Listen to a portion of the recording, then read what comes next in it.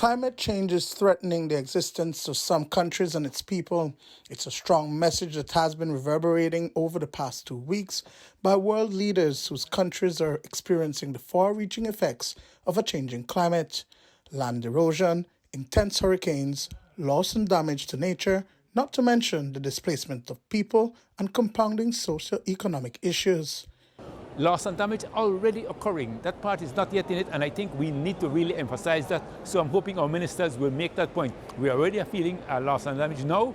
How do we help those communities? I don't want to talk about compensation. You can't compensate somebody who has to move exactly. But how do you get them to recover? How do you get them to build back better? How do they continue a way of life that they have lost? Oceans are recognized as the biggest sink.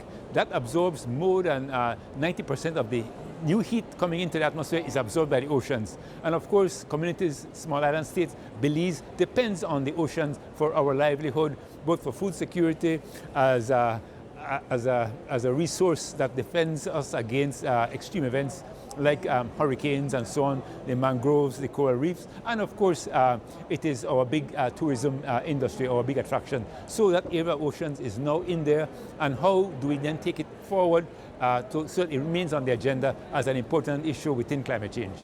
Over the weekend, 100,000 plus persons, the young, old and everything in between, came out in protest, parading through the streets of Glasgow City, calling for climate justice. Through this week and since the onset of the COP26, an area designated as the Green Zone, which is open to the general public, has been populated with different groups advocating for change.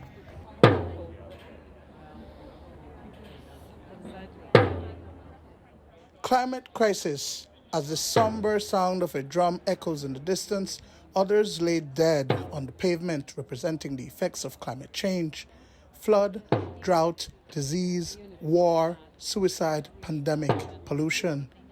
As the conference winds down, the protesters are not letting up.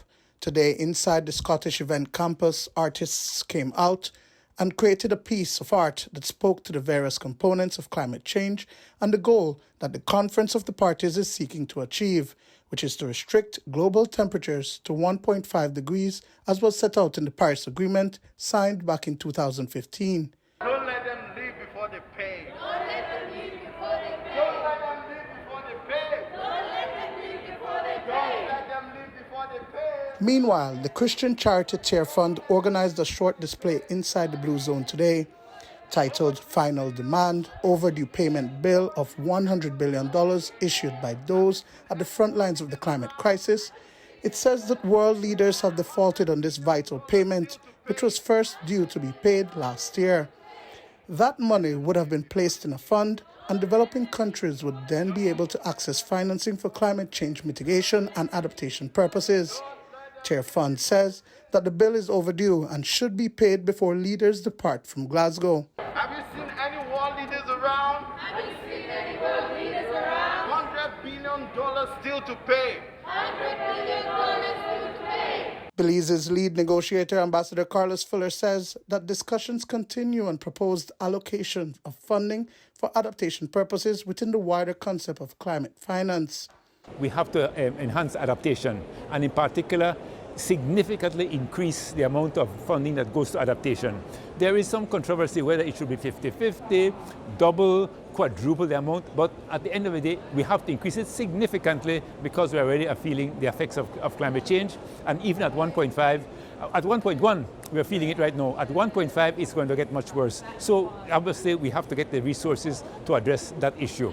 Reporting from COP26 in Glasgow, Scotland, Duane Moody for News 5.